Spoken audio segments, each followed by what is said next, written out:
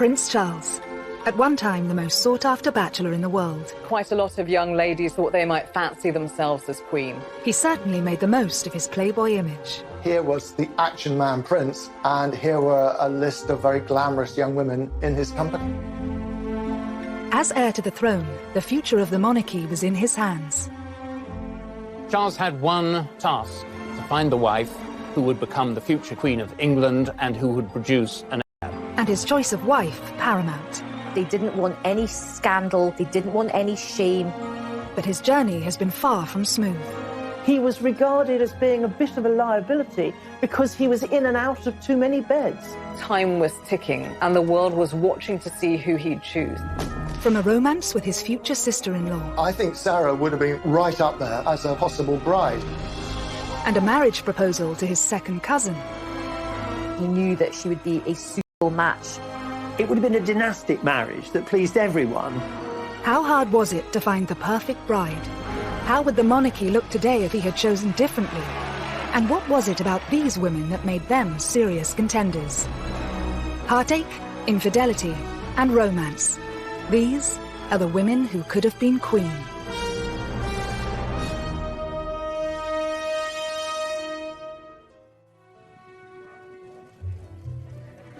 Prince Charles is now the paragon of wedded bliss after tying the knot with second wife Camilla, the Duchess of Cornwall, in 2005.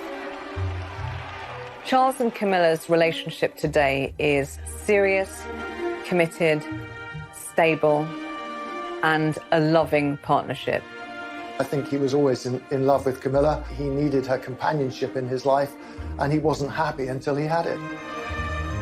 Whilst the title Camilla will take is still a cause for debate, one thing is for sure. When Charles finally accedes to the throne, she will be by his side. But Charles's search to find his future queen has been far from easy. Before marrying his first wife, Lady Diana Spencer, the prince spent over a decade hunting for the right woman.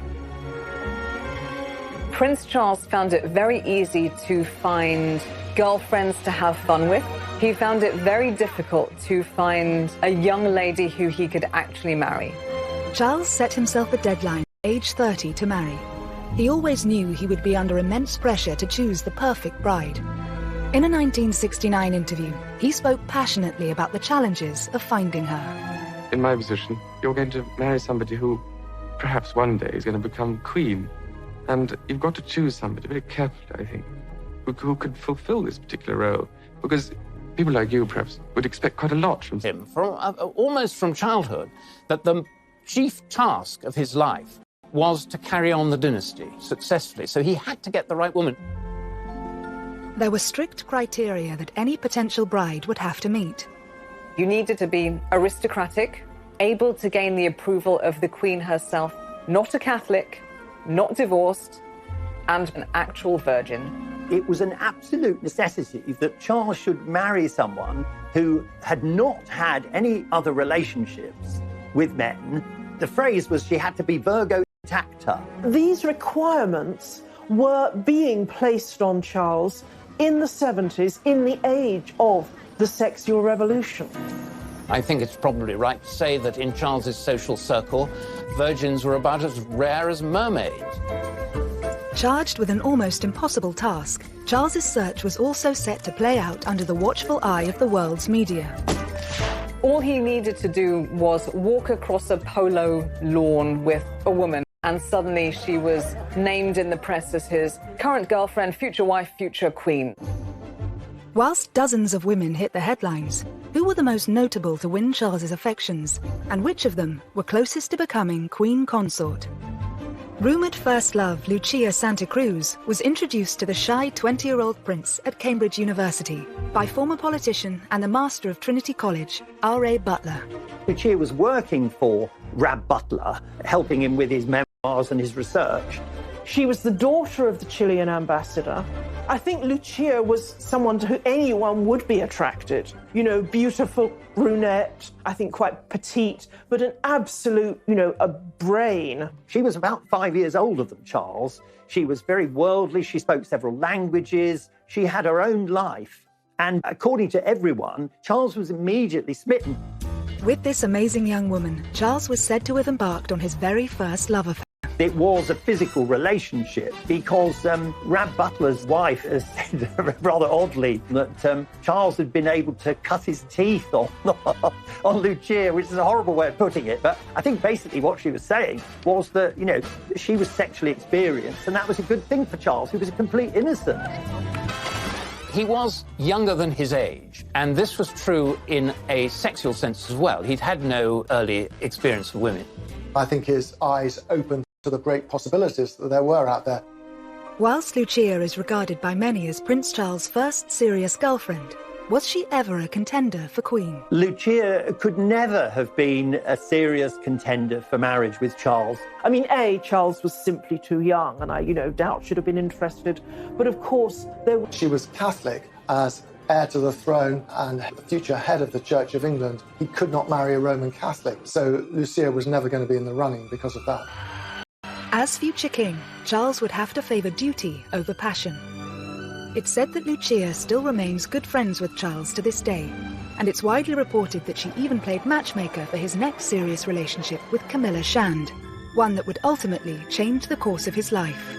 she was living in the same block of flats as Camilla and said to Charles, you have to meet this girl. She's, almost the perfect person for you. Camilla was everything that Lucia was, and more, because she was English, she knew the royal family, she moved in the same circles, and she had the same strength, the same motherly qualities that Lucia had, but she had them, to an even greater extent. She's quite bold, quite racy sense of humour. She's not shy at all. If you're Prince Charles, who's a bit more sort of introverted, Camilla's qualities are extremely alluring. Plus, she's tough, and I think he likes strong women. Camilla's family history also featured a scandalous royal love affair that she was said to have enjoyed telling Charles about when they first met. She said, my great-grandmother was mistress to your great-great-grandfather, Edward VII. So how about it? Meaning, why don't we do the same thing? You can easily imagine Camilla saying that and meaning it with a laugh. Camilla completely took over him, physically, mentally, emotionally. I think there's no question that Charles's love for Camilla was greater than her for him. Her heart, I think, at that stage was really given to Andrew Parker Bowles. She was always more attracted to Andrew. Andrew was much sexier because he didn't have this slightly sort of vulnerable, weak, timid character that Charles had. But in the summer of 1972, whilst Andrew Parker Bowles was away for 6 months of army service, Charles and Camilla enjoyed a romance. She knew that Andrew Parker Bowles had been serially unfaithful to her and had carried on with all sorts of other women, including many of her own friends. And this was a bit of payback on Camilla's part. And boy, what a person to pay back your erring boyfriend with, and the heir to the throne. Despite his depth of feeling, Charles didn't propose to Camilla at this time. But would she have been a suitable contender for future Queen Consort had he followed his heart? Never mind the questions of Charles's age and Camilla's affection for Andrew Parker Bowles. There was one other huge problem. Camilla, who'd been around on the dating scene for several years, might just have been a little too racy for royal taste at that time. Camilla's great as a family. In late 1972, Charles and Camilla's short-lived relationship was placed on hold when the prince's naval obligations led to a tour of duty in the Caribbean. But Charles was to be left heartbroken by Camilla's next move. A week before Andrew and Camilla married, Charles begged her to call it off, but it was too late.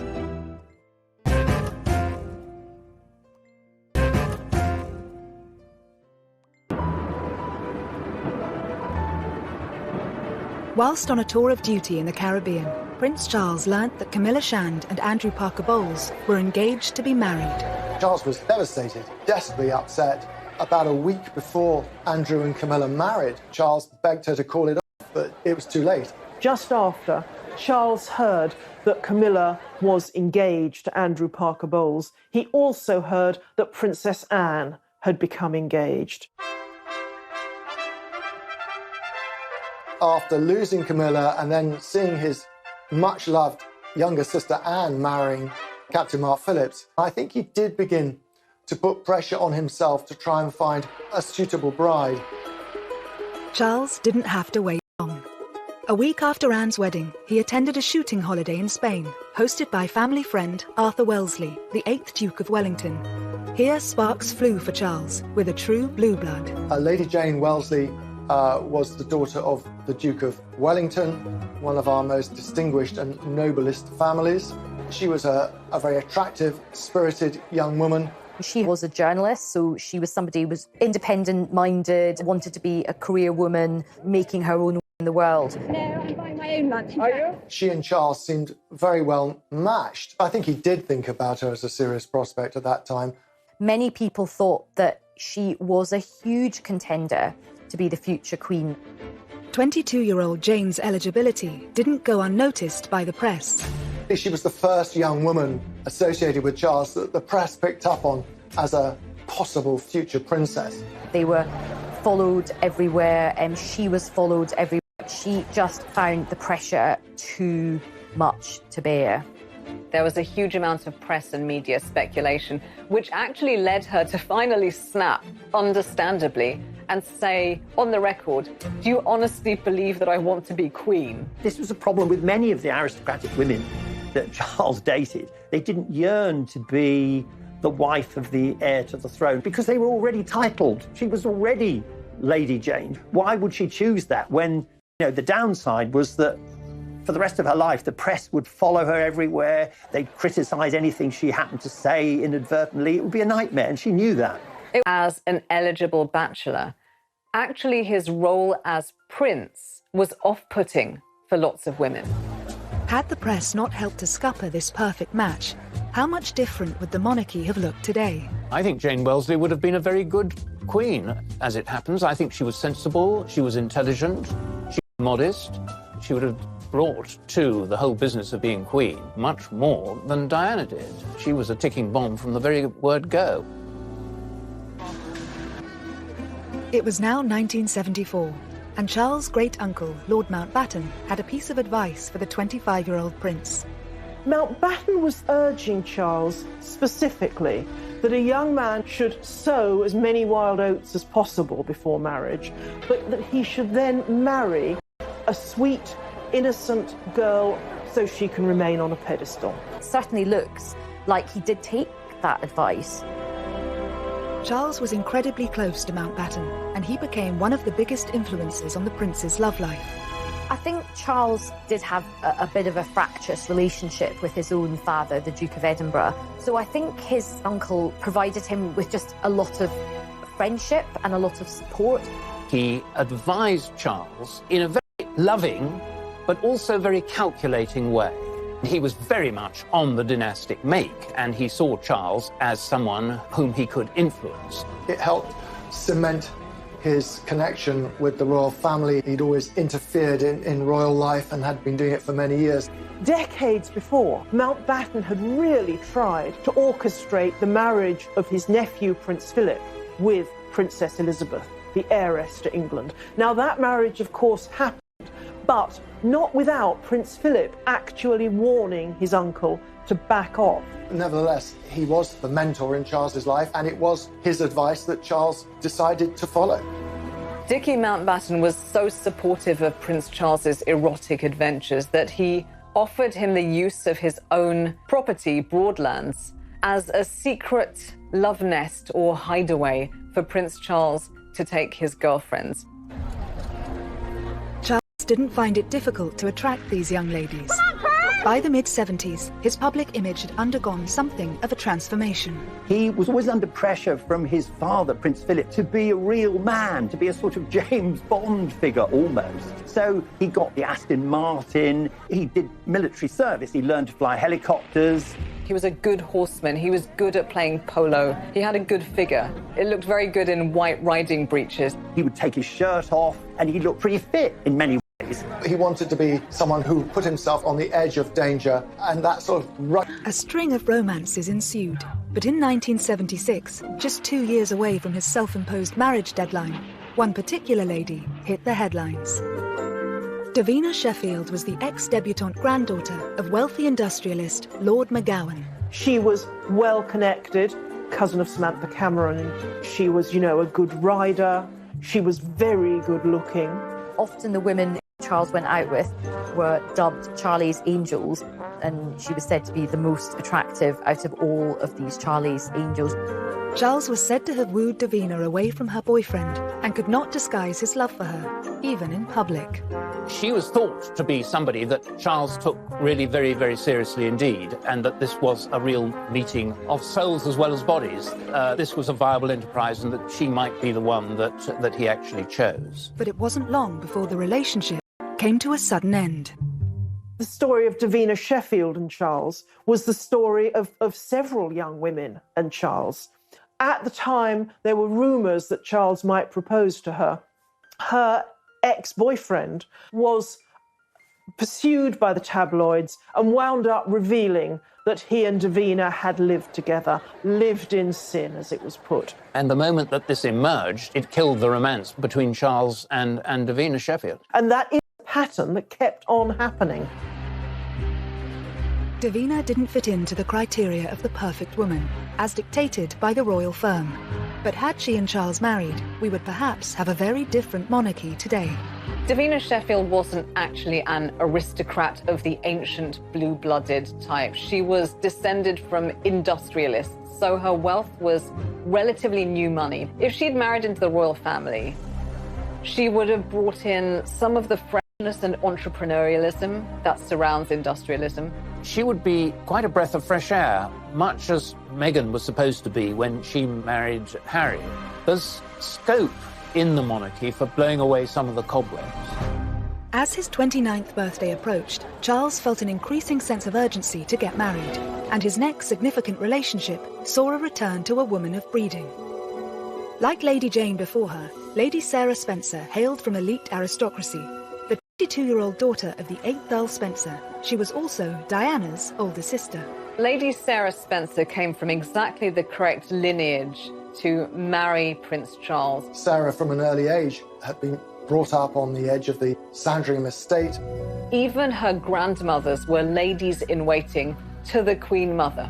And of course, the Spencers had been intertwined with the royal family forever. She and Charles met at one of the Queen's. Charles was rather taken with Sarah, with her reddish hair and her outgoing sense of humour, and they began dating.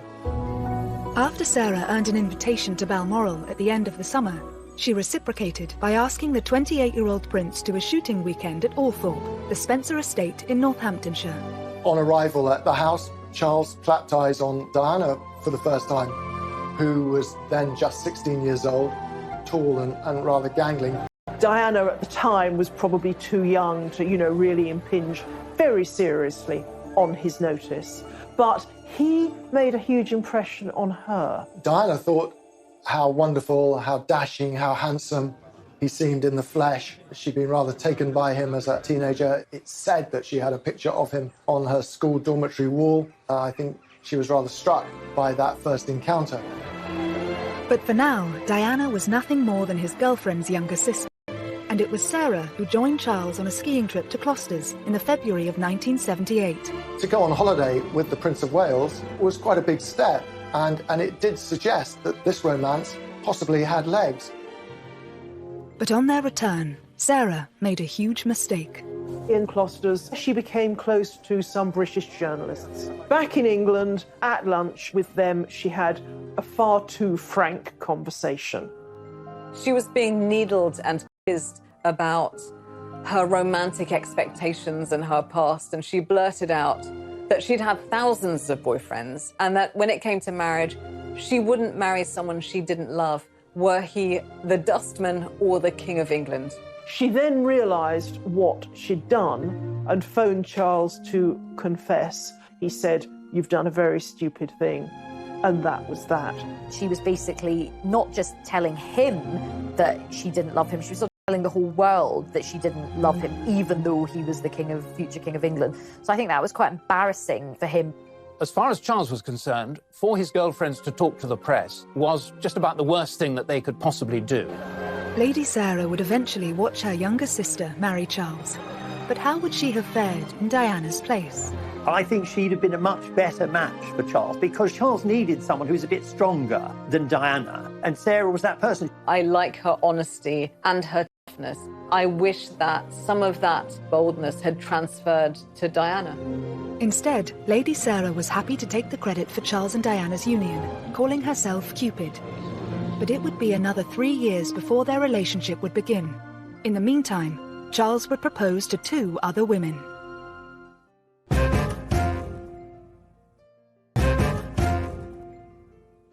Dating a string of eligible young women. He's beautiful. Years earlier, he told the press he wanted to be happily married by the time he was 30. But as his big 3-0 approached, the pressure was on. Prince Charles's job was to get married and make babies. By the age of 30, he still hadn't done that. As Charles approaches his 30th birthday, there is this sense of panic setting in. He does throw himself into quite a few relationships, and he doesn't just throw himself into these relationships, he actually proposes to these different women. Over the next 2 years, Charles proposed to not 1, but 3 young women.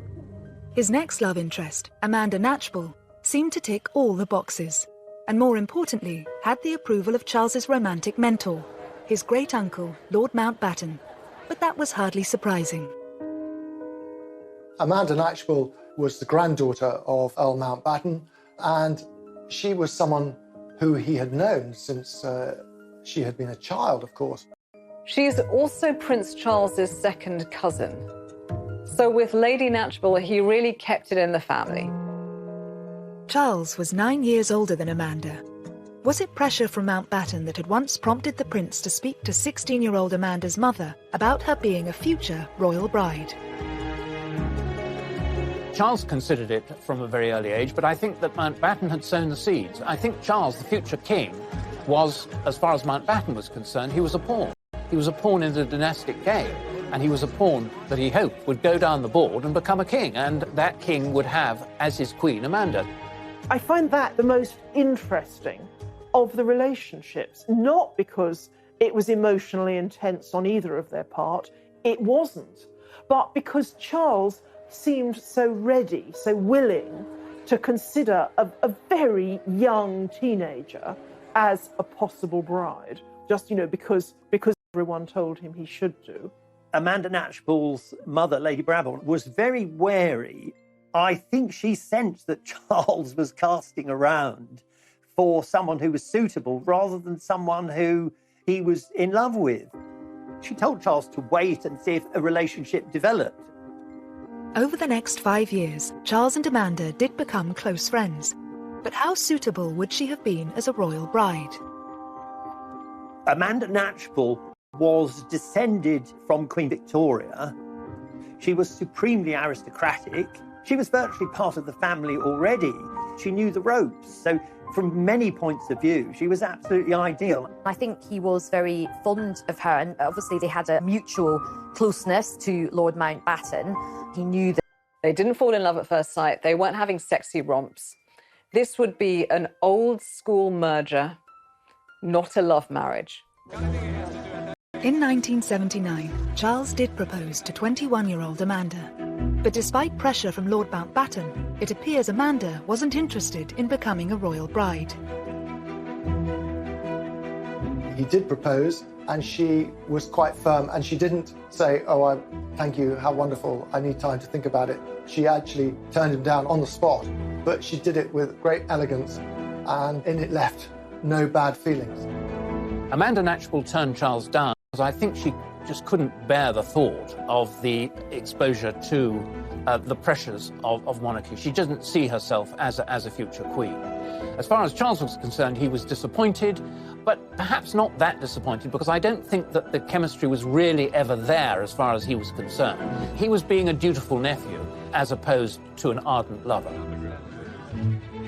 Despite her aristocratic pedigree, Amanda went on to have a successful career as a social worker and advocate for affordable housing. But had she accepted Charles's proposal, how different would the monarchy look?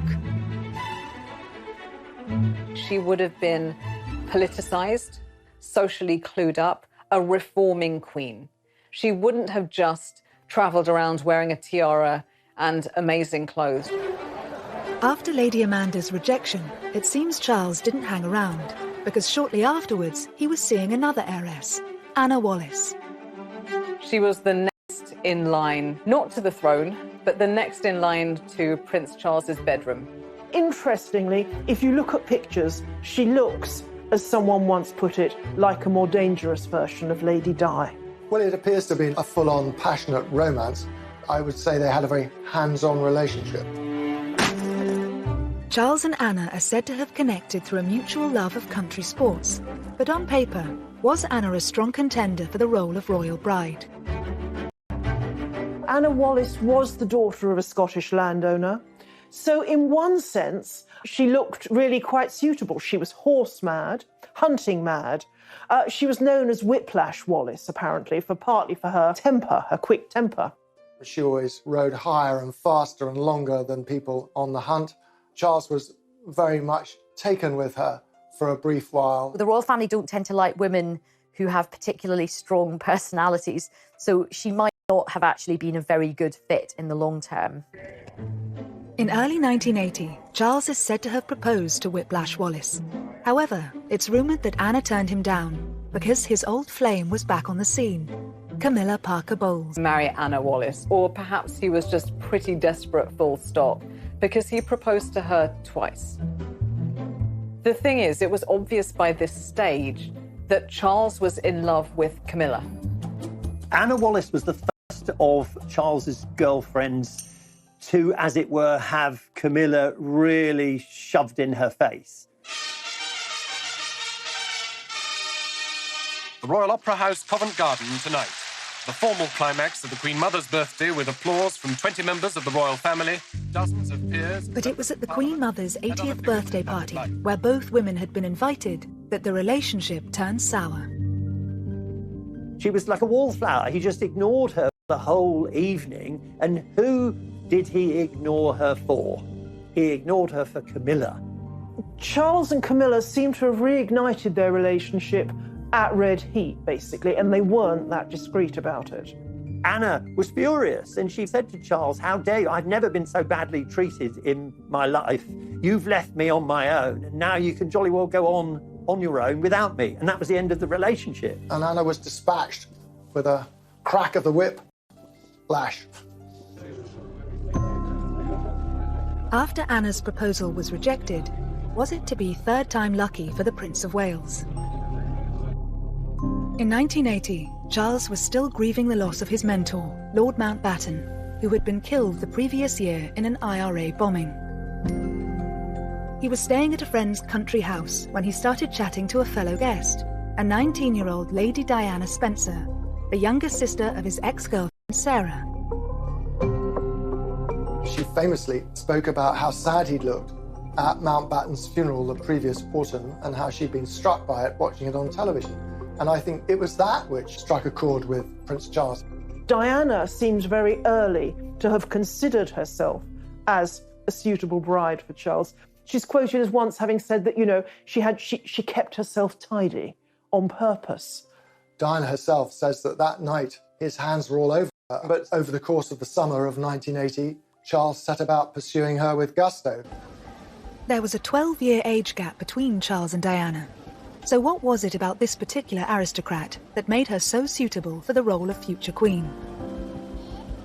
For the senior royals, Diana was an even better marriage prospect than her sister Sarah because she was younger.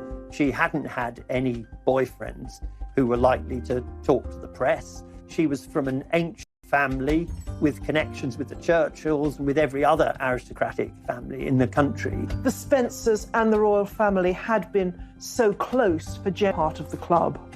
I think the palace and the courtiers thought, she's not going to be any trouble. Oh, the irony.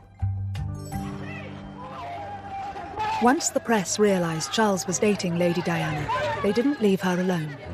Was it this, and pressure from his own family to marry, that prompted him to propose to Diana, reportedly after less than 15 dates? Is there any possibility that any announcements of your marriage in the near future? Can you tell me? Can you tell me if there's any possibility? I'm not going to say anything, please. September 1980, they'd known each other no more than 6 weeks. They hadn't really seen a lot of each other. But the newspapers were already writing about her as, this is the woman Prince of Wales will marry. As soon as the press and the media realized that they were seeing each other, they never left Diana alone. So there was this incredible pressure cooker atmosphere to the thing. All of the eyes of the world were on them. The amount of time they actually spent together from choice as two people getting to know each other and wanting to spend their lives together was absolutely minimal. Warning signs were there to see. On February the 24th, 1981, the Prince of Wales and Lady Diana Spencer officially announced their engagement. But 4 decades on, it's remembered for all the wrong reasons. And I suppose in love. Of course. Whatever in love means. I mean, that means no, by the way. It was such a badly phrased answer, and definitely at the wrong time. And it's sort of come back to haunt him, and it came back to haunt the pair of them for years and years. He was just trying to be clever. And of course, when you're trying to be clever to that extent, you turn out to be extremely stupid. And that's what he was. But if Charles was in love with anyone, was it with Camilla Parker Bowles? Whether or not he was still seeing Camilla romantically at this stage, it's clear that Diana saw her as a threat. All through the engagement, Camilla was a very powerful presence. It's only that Diana was a bit of an innocent that meant she didn't do anything about it. She suspected that Charles was still in love with Camilla, and there are all sorts of straws in the wind. Telephone calls, cufflinks with joined C's, Charles and Camilla, which aroused her suspicions. So from the very start, she felt deeply insecure. Famously, you know, her sisters said to her, "You can't back out now, your face is on the tea towels." There is that sense of this huge public pressure, be letting down a whole nation if they backed out. But the nation did get their fairy tale wedding on July 29, 1981, when at the age of 32, the Prince of Wales married his 20-year-old virgin bride. I pronounce that they be man and wife together, in the name of the Father, and of the Son, and of the Holy Ghost. Amen. Here was the dashing, handsome heir to the throne marrying a beautiful, blushing bride with impeccable pedigree. It was fairy tale-like. But behind the scenes, the reality was less satisfactory, and Charles himself was already beginning to have terrible doubts. She was beginning to be eaten up by jealousy of Camilla. And so the fairy tale wedding, it was sort of Hansel and Gretel, sinister fairy tale, something much more dangerous to the future of the monarchy. As the fairy tale turned sour, Charles risked it all for the woman he loved. There was a poll in a major newspaper that said that between 80 to 90% of people felt that Prince Charles's behavior had significantly damaged the monarchy and would significantly damage it going forwards.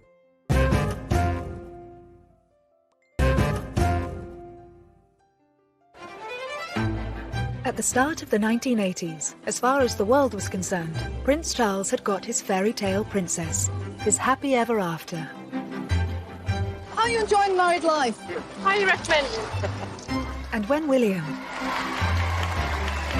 and then Harry came along, their happiness seemed complete. However, shortly after Harry's birth, Charles and Diana's marriage began to crumble. At this stage, had an old friend already been lined up to pick up the pieces? He reached out to Camilla again as a source of comfort, and Camilla stepped in as a friend initially, for sure, to start with, to bolster his confidence. But at some stage, you know, they became intimate again. Charles probably thought at that stage, well, lots of kings have had mistresses, I shall have a mistress, and that's what Camilla will be, and that will be very happy, and Di will have to take it. But of course she wouldn't take it. Over the next few years, as Charles and Diana grew more distant, he and Camilla became closer. But it wasn't until 1992 that the royal couple announced their separation, with more and more damaging details about their personal lives hitting the headlines, including the infamous Camilla Gate tape. small transcript of an alleged conversation between the Prince of Wales and Camilla Parker Bowles. As the reputation of the monarchy took a battering, it was clear most of the country was Team Di, and Charles and his mistress were vilified. The public were absolutely furious as the marriage of Charles and Diana broke down, and they began to wash their dirty linen in public because people felt, and quite understandably, that Charles was in the wrong. There was a poll in a major newspaper at the time that said that between 80 to 90% of people who'd been consulted felt that Prince Charles's behaviour had significantly damaged the monarchy and would significantly damage it going forwards. But it was clear that Charles was not prepared to give up Camilla. However, in 1997, a tragedy struck that shocked the world and shook the foundations of the monarchy. We have reports in Paris that Diana, Princess of Wales, has been killed in a car accident. Following the fallout from Diana's death, would it now prove impossible for Camilla ever to take her place by Charles's side? At one stage, after Diana died, Camilla didn't leave her house because she was so unpopular. She thought she'd be hissed and stoned and booed. They kept their heads down, but they kept faith with each other. Their relationship continued, and I think quite a lot of people eventually just thought, you know what, they clearly love each other. They're soulmates. There was a concerted effort, a very, very strong PR effort to rehabilitate Camilla. And I think the change occurred, it occurred over the years. In 1999, 2 years after Diana's death, Charles and Camilla made their first public appearance together. They're telling the world we're a couple, and you better accept it. Despite going public as a couple, why did Charles wait another 6 years before marrying the woman he'd loved for more than 3 decades? He was basically marrying his dead wife's nemesis. So I can understand why he was probably cautious about it, but I think they handled it very skillfully and very sensitively. And so when they were ready to get married, the public were not just okay about it, the public actually were very warm towards the couple. What changed, of course, was his parents' intervention. They had been none too keen on Camilla for a long time, but there was a pressing argument that the Prince of Wales should have a wife because Charles could come to the throne with a mistress but no wife, and it would be quite difficult for him. Ceremony. As head of the Church of England, the Queen did not attend. But she and hundreds of other guests were at the blessing afterwards, held at St George's Chapel, Windsor. What was nice about it was the contrast between Prince Charles at his first wedding, which was something out of a sort of Disney movie with his Disney princess. This was so different. They looked really happy. They just looked like they belonged together. He'd finally got a ring on her finger and she was finally his wife. And it did feel like the whole country had come to the end of this most epic of romantic journeys. As far as Charles is concerned, Camilla is his perfect partner. But on paper, the divorcee Duchess is far from the perfect royal bride. So what will she bring to the monarchy? It's interesting because the question of a Queen Camilla would once have seemed utterly outrageous. But behind the scenes, it is said that Charles, understandably, wants his wife to be queen. It is perfectly apparent that Charles is at once happier and more stable, more forthcoming with her by his side. Camilla now, I think, is probably as close as you can get to being the perfect consort and perfect royal wife, because she will never complain. She's very measured. Prince Charles' love life has certainly been colourful. He searched far and wide for the ideal bride. But had he followed his heart sooner, rather than his head, would his romantic journey have been completely different? The woman that Charles ultimately married and found true, lasting, mature happiness and friendship with is exactly the type of person who, 3 decades earlier, he would have rejected immediately as queen. Charlie's angels, as they were called, I think they've been very important in making him realise that actually hunting for the perfect person is not a good idea, because if you're actually out there desperately looking, you make mistakes, you try too hard. And so I think he's learned that the grass is not always greener, and he was always better off with the first woman he loved anyway.